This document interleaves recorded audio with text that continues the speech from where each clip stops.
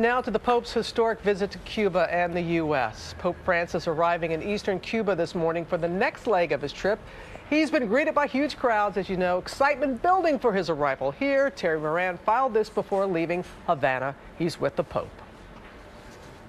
This is the Pope's last day in Cuba before he heads to the United States. He's leaving Havana for a couple of cities, Santiago and Holguin.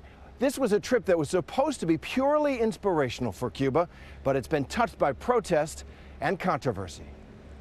An unforgettable moment, the Pope meets with Fidel Castro, the 89-year-old revolutionary, and a Pope who's shaking up the world, too. A jubilant welcome for the Pope from hundreds of young Cubans here in Havana last night. And Francis spoke to them off the cuff, sharing his very untraditional vision of a church that must never become too insular. When a religion becomes a convent, it loses the best thing it has, he said. It becomes about I'm good, you're bad, moral predictions. Earlier Sunday in Revolution Square, thousands greeted Francis in the sweltering heat, waving flags, reaching out to him.